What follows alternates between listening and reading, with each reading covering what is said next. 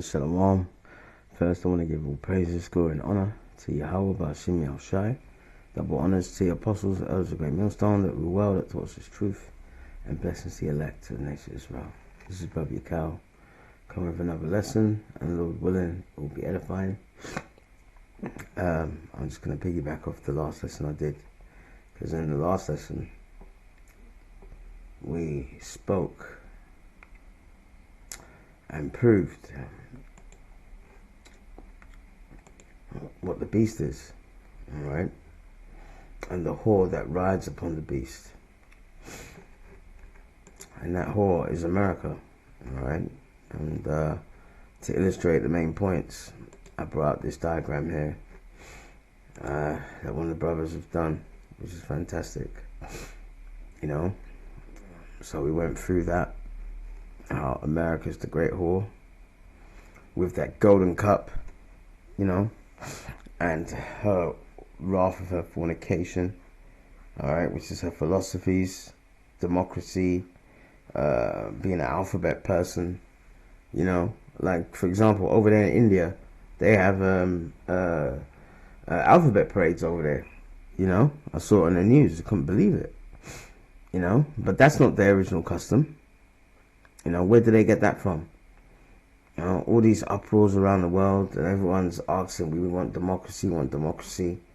You know, where did they get all these philosophies from? They got it from the so-called white man. Alright? The whore that's sitting from many waters, man. Which is what? America. Okay? Their influence, alright, is just like the Roman influence back then. And that's what we're going to highlight and touch on today. Alright? The comparison between America and ancient Rome, because we know, you know, in the book of Daniel it talks about the four beasts, right? And the fourth was the Roman Empire, but the Roman Empire fell, and then when it fell to us, all right, Israelites, man. Okay, that's why we have something called the Holy Roman Empire, you know. And even if you look at even when the Roman Empire was on its last legs, all right, the what's it called? The so-called Christian movement was in full effect, because even they have something called the catacombs, all right, catacombs, all right, in Europe.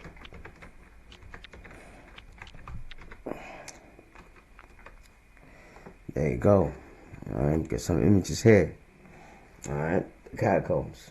Alright, and these were the homes of many Israelites who were called back then Christians. It was a derogatory term.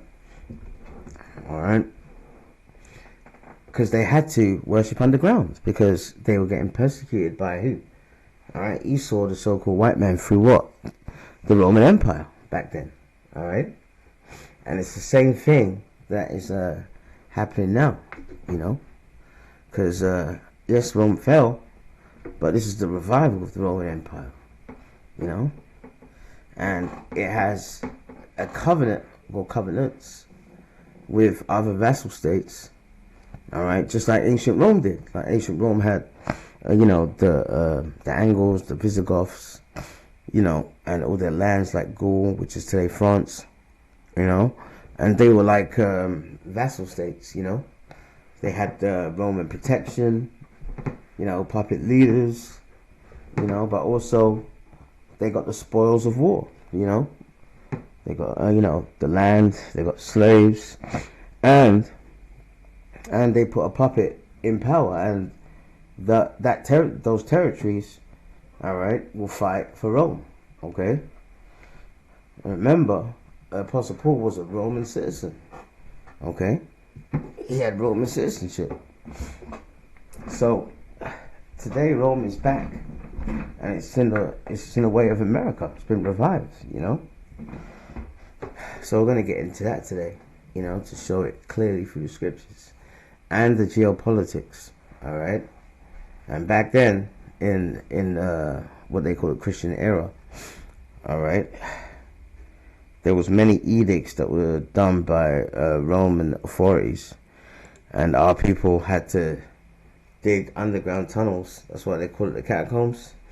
All right, in Europe, man, to worship Yahweh Shai, because they couldn't do it freely.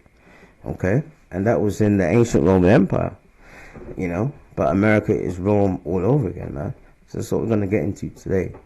Let me get a first scripture. All right.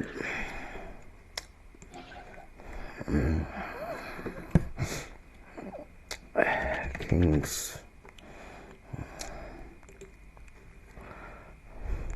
Revelation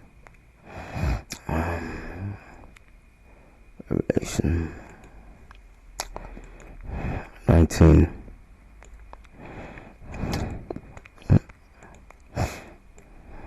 And you'll see the similarities even in the culture, everything, because there's nothing new under the sun, man.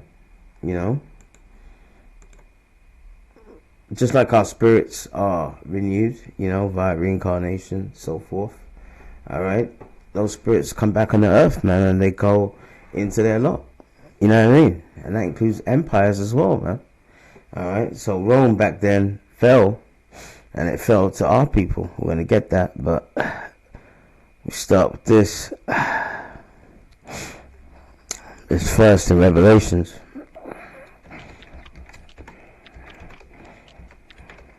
So that's what we're pushing.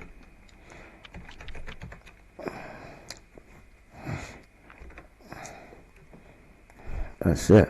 That's what we're pushing these last days, because all these prophecies, it's not even February yet, man. It ain't even February yet, and all the stuff that's been happening, you know what I mean? In the news, it's all been very prophetic, man. So this is Revelations 19 and 20. All right. Revelations 19 and 10. And I fell at his feet to worship him. And he said unto me, see thou do it not. I am thy fellow servant, and of thy brethren, that might have the testimony of Yahweh Shai. All right, worship the Most High, for the testimony of Yahweh Shai is the spirit of prophecy. All right, so that's what we're doing. When we do these videos, we're going into biblical prophecy. And it was prophetic that this Roman Empire would be revived. And will come out and deceive the nations again. And it's a good thing, because this time, the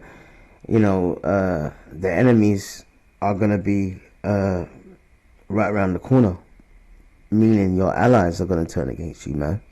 That's gonna be the most satisfying thing about Esau going down. He thinks he's got everything under control, but when Yahweh Shai comes back with the angels, it's a wrap. It's done and dusted. They are deluded in their thinking that there's some kind of avenue where they're gonna win. It's just absolute madness.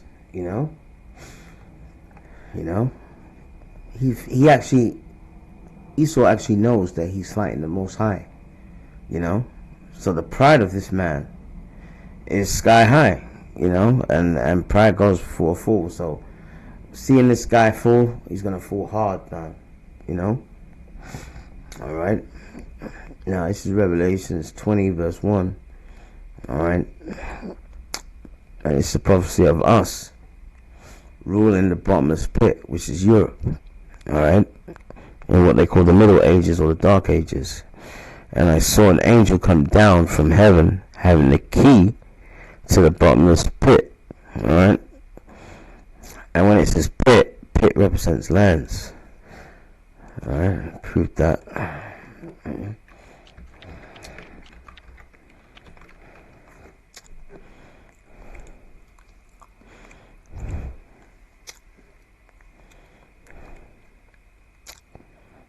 It's 2nd Ezra 5 and 24. Actually, I can go up a bit.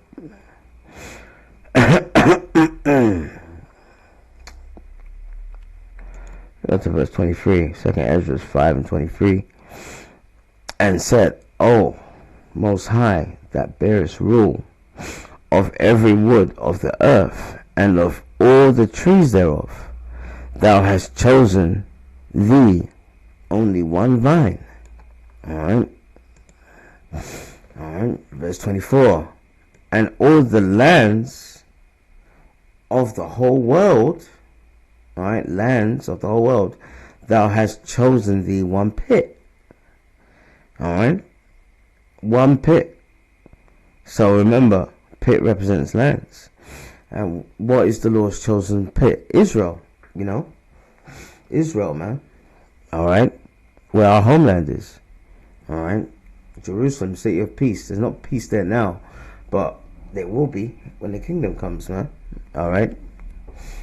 Okay? So when it talks about pits, it's talking about lands. Alright? Now let's go back. Revelations 20:1. And I saw an angel come down from heaven having the key. Alright? The key of the bottomless pit. And the bottomless pit is Europe. It doesn't. Why? Because you can dig as much as you want into the soil. There's not many resources, not many natural resources in Europe. All right. And in the Middle Ages, we took over Europe, man. And if you look at our civilization, all right, you can just type in Google "when blacks ruled Europe." Click on the images. You'll see a lot of websites, so forth. All right. One of the key economic drivers, all right, for many of the monarchs in Europe, especially like England and like Germany and France and so forth, was, expeditions, trading with the Vikings, and the Vikings were Israelites, man. Okay. As I said, this man,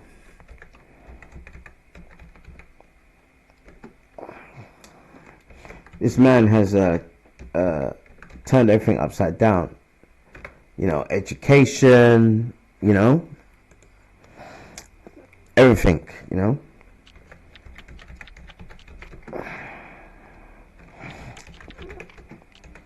And he's whitewashed our history. So now you tell a person, look, man, the Vikings were blacks. You start getting thumbnails like this. This needs to stop. And it's got a picture of black Vikings. And, this Edomite guy is saying, listen, you blacks are claiming to be everyone. You're claiming to be Shakespeare, Mozart, the Vikings. Well, it's because it's true. That's why. And there's books on it. All right. That's why you got videos like that where the Vikings black. Because even in these films like what's it called again? The Black Panther film, where he goes to the mountains and speaks to this black so-called African tribe. All right. But rather than them being in the hot jungle, they're in like a snowy mountain, and he's dressed just like a Viking. All right. Because that's the people, all right, who make those films. They know that the Vikings were Israelites. They were black people. All right. So-called black people. And there's books on it. This is a good book. True Myth, Black Vikings of the Middle Ages. See? All right. And there's many other books. There's another book about this guy called Black Mountain. He was a well-known Viking, man. See more. Oh, here goes another one. All right. Black Viking by Bill Downey. All right. So this is all true, and it matches with the prophecy. All right. But one of the main points I'm trying to make is that in that period of time, the Middle Ages, many of these monarchs sponsored expeditions, all right, to go to other lands, to trade, to get, other natural resources. And usually their expedition was outside of Europe. Why? Because it's a bottomless pit. It doesn't have many natural resources, all right, in Europe. It doesn't, okay? That's why you had the Vikings, man. They traded. There's even, what's it called? In Native American Indian communities, they talk about in their history that they traded with the Vikings. Okay? And I could believe that. All right? Because remember, we're the same people. The Lord did say he will scatter us among the heathen, right? Because we disobeyed the Lord's statutes and commandments. Okay? All right? So read this again now with understanding. Revelation 20:1, and I saw an angel come down from heaven having the key, alright, a key of the bottomless pit. A key of the bottomless pit. Alright, and usually a key is to lock something up. Alright? A key to the bottomless pit and a great chain in his hand. The chain usually is to shackle someone up.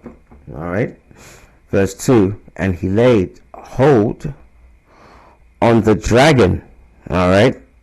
The dragon. Okay? And what does that represent? The Roman Empire, man. Alright?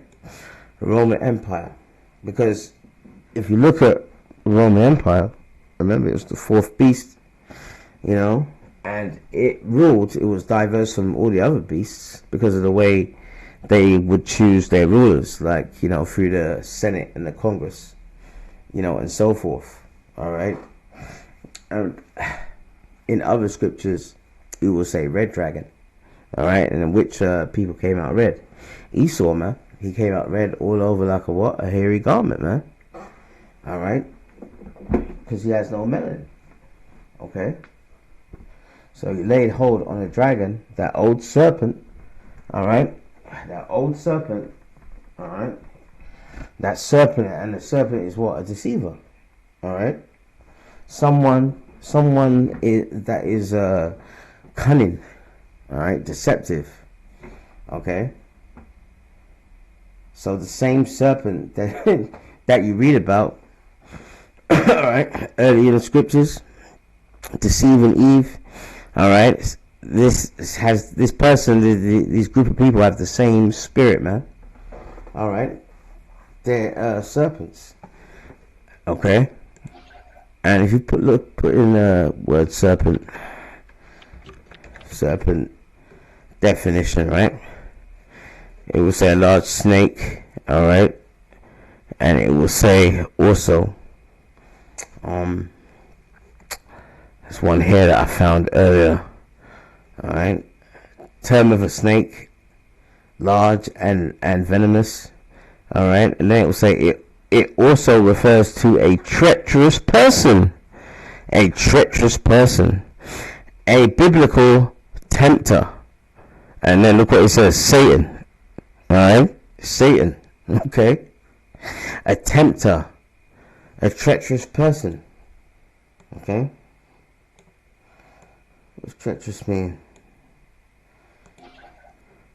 Treacherous, alright, presenting hidden or unpredictable dangers, alright, guilty or of involving betrayal or deception. Betrayal or deception. Alright? A treacherous person. That's what a serpent is. So these people have that spirit in them. Okay? Alright? They have that spirit in them. They're treacherous people. They're people that what? Betray people. And they do it by what? Deception. Okay? Alright? Let's go back now. On verse 2, and lay hold on the dragon, that old serpent, treacherous person, which is the devil, the deceiver, and Satan, the adversary, and bound him 1,000 years. Alright, and he was bound, and that's when we took over. Okay, and that's why you have all those pictures that I've shown you. Okay, you know. And as I said, you can just literally put in Max ruled Europe, and it's just everywhere now, to the point where you've got even Edomite historians, you know, admitting, yep, it wasn't all these people in the Middle Ages. It weren't them. It was us. You know what I mean? It wasn't us. It was them. It was you blacks that were ruling. You know. You don't even have to get the books. You can literally go on here and just click one of the videos and watch, you know. But this devil is going to try and make out that these people were slaves. And basically, when their king and queen went away on an expedition, because they were servants in the White King's castle, when the white kings and their queens will be away, they snuck into the cupboard. All right, they snuck into the dressing room of the king and the queen and dressed up in king and queen's, clothing, high society attire, and then someone took pictures of them, via portrait. They got a painter, and then he started painting them dressed up as a white king. But this is madness. These are the kind of bullshit explanations they're trying to do, to justify all these pictures that show Israelites, and we're not black people, we're Israelites, in rulership. Because that was the prophecy, man. Okay? See, this man is a serpent. He can't, even when the evidence is overwhelming and he's been busted, he will still lie. So he was bound 1,000 years. Alright, verse 3. And cast him into the bottomless pit, and shut him up, and put a seal upon him. Alright, that he should deceive the nations no more. See, that he should deceive the nations no more.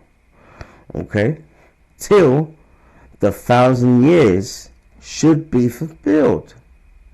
Alright, and it was fulfilled. That's why they started coming back into power, white people, Edomites, in what? Really, the early 1400s, really. Alright, starting with Constantinople, which is Turkey today, which is Istanbul today. They took us down in, 1453? Alright, that was the first place in Europe we got taken down, man. The survivors were put on slave ships. Then they started whitewashing the pictures or destroying them. You see? See, once you know once you know the scriptures, the prophecies, and then you link it with the historical events, then you actually know that this is a prophecy that has been fulfilled. Okay? Alright? Till 1,000 years should be fulfilled.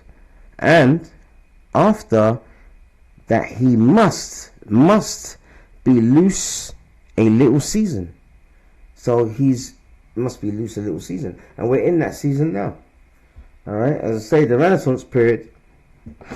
Alright, and the word Renaissance means rebirth. That's when they started whitewashing all the pictures,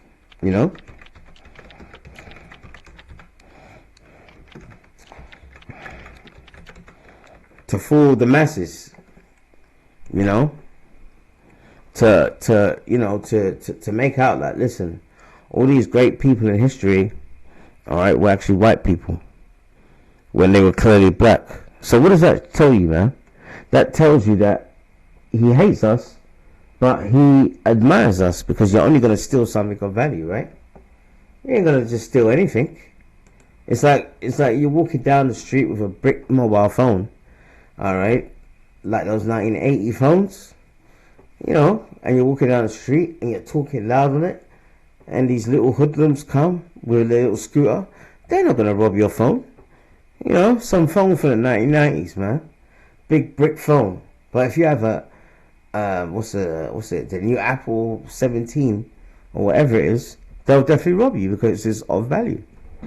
Alright? So really, this so-called white man, he hates us because he ain't us. And he's trying to deceive people that he's us. And what does that show you? That the scriptures are real, the prophecies are real, and that he's a bitch, man. And unfortunately, a lot of our people, they look up to this man, Alright, so he's loose, and we're in that season that he's loose, man. Alright, now there's very much similarities between America and the Roman Empire. Alright, and as I said, some people know this, some people don't, but if you go into the Nazi party, alright, Adolf Hitler, when they were in power, people talk about the Nazi salute. Alright, it wasn't really a Nazi salute. It was a salute that the Romans used to do. Alright, and it was called the Salute of Zalator. Okay, that's what it was called. Alright, there's an article in here, the history of the Hitler salute from its dubious Roman origins to its use by the far right. Right, yeah, right now people do it, to symbolize that they're from the far right. But this was something called the salute of Zalator. Alright? Is there a big difference between the Hitler salute and the Roman salute? Danny Bird explores the story of an instantly recognizable and widely reviled gesture. Alright, go down here. The right arm extended forward with the palm down and fingers together. The so-called Hitler salute is an instantly recognizable and reviled image. It is furthermore associated with the Nazi Germany in the 20th century fascism, while the gesture continues to be used by the far right groups today. Okay, go down here. And it says, it was and still widely claimed to have originated in ancient Rome. So that so-called Nazi salute originated in ancient Rome. In fact, the Hitler salute's original name is the Roman salute. Okay? Alright? And it used to be called the salute of Zalator, man. Alright? So long story short, that whole salute business that Hitler was doing, it really originated from the ancient Roman Empire. Okay? The pagan Roman Empire.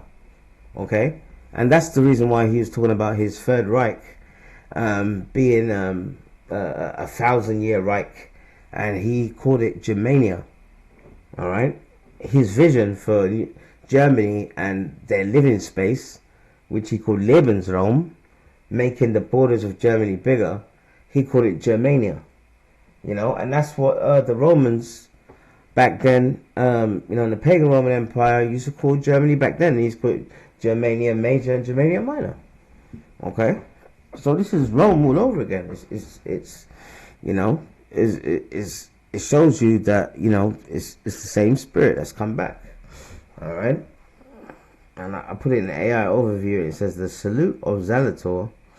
All right, in the Hermetic order of the Golden Dawn and similar occult traditions, is specific gesture associated with the element of earth and of the initiation into the first inner grade of the outer order, the Zalator salute. Alright, so that whole Nazi salute came from Rome. Alright, so this is more proof that it's Rome all over again. And the way Rome was falling, alright, exactly how America's falling. Okay, but I'll show you this. Let me get this piece up first. That we know that there's 3 world wars that are prophesied in the Bible, alright? And it's all over the scriptures. It's in the Old New Testament, but we'll get to the one in Revelations.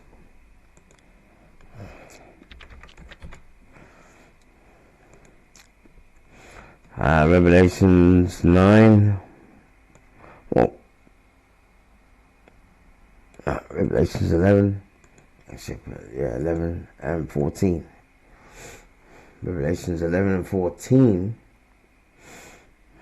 It says, Revelations 11 and 14, the second woe is past. The second woe is past. Woe means destruction. Alright, so it's a metaphor for what? World War II. The second woe is past. So the second World War is past. And behold, the third woe, the third World War, cometh quickly. Okay. kind of quickly. So when did World War II finish in 1945? Okay, and even when they actually, declared the war over, there was fighting on and off in Europe going on for years, man. Okay, but the Second World War, all of this was Bible prophecy. All right, and the Third World War is Bible prophecy to come. But one of the achievements, all right, one of the achievements that the secret council of the wicked has done, okay, because of World War II and the outcome of World War II, Germany surrendering, the Allies winning, redrawing a map of Europe, etc. One of the things that came out of it, all right, was the Treaty of Rome. All right, the Treaty of Rome. Okay, and now this is it's called the Treaty of Rome, man. Why is it called the Treaty of Rome? I wonder why they called it that. And this Treaty of Rome gave birth, all right, more or less, to the EEC, which later became what? The European Union. All right, which is what? A part of the what's it called? The beast, man, with what? 7 heads and 10 horns. All right, the 10 horns is what? The EU. All right, all these different nation states. All right, and they signed this document, to create, all right, the EEC, which we call the EU today. All right, they did that in 1957 after World War II. Okay, and it was had many key factors in it. But if World War II did not happen, all right, this prophecy wouldn't have come to pass. Okay, that Second World War had to come to pass, man. All right, so this prophecy could be fulfilled. Okay, watch a little clip of video on it. Okay, but just remember, I'll show you here. Go to the back. To this beast with 7 heads and 10 horns. All right. Just remember that the 10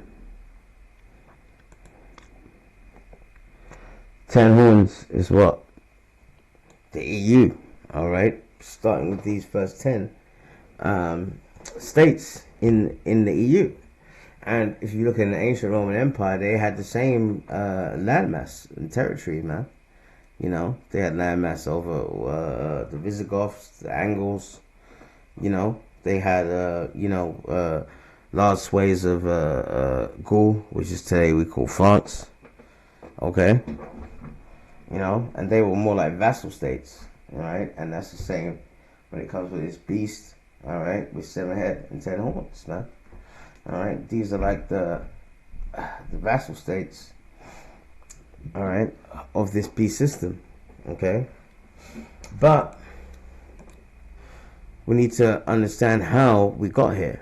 And as I said, if it went for World War II, all right, if it went for World War II, the whole EU thing wouldn't have happened. So it was a consequence, all right, for that war, was to get this so-called Treaty of Rome. And it was in the guise of peace and safety, man. All right. I just read it here. I put it, the Treaty of Rome. All right. In 1957, the Treaty of Rome, which established the European Economic Community, EEC, all right, has been continually expanded, all right, through many treaty amendments and member additions, evolving into a modern European Union. That's right. It only started out with about 6 of them, and now it's expanded. The key expansions include enlarging from 6 to 28 members. They went from 6 members to 28 members, man. All right, and notice they started with 6. We know what the number of the beast is. All right, 600, 666. They started with 6 members, man. And then they expanded widely policy areas to include the euro, security and citizenship, and extending qualified majority voting. All right. See, so that's how it started, man. It started with what's it called? Only 6 members. You know what I mean? And now today, it's just ballooned, and that's one of the reasons why. That's another trigger point for this Third World War. All right, and the reason why I say that is because if you look at this map here, all right, and I'm going to show you the video about how the Treaty of Rome went down and what it's about. But look at the light blue. All the light blue is EU and NATO members. All right, and look where Russia is. You know. Now, first they had 6. All right, so all the way you see the sky blue, it was only 6 members at first, and then they kept expanding. Oh, Bulgaria, you can join. Oh, Moldova, Romania, you can join. All right, these are countries that are right on Russia's doorstep. They've been doing this on purpose. All right, Hungary, you can join. Slovakia, you can join. Poland, you can join. You know, and that's why Viktor Orban, he's the leader, the prime minister over there in Hungary. He's more allied with Trump and Putin. You know, even though he's a EU and NATO member. Okay. So look, NATO expansion has given, you know, Russia some legitimate security concerns. I mean, look at the chart.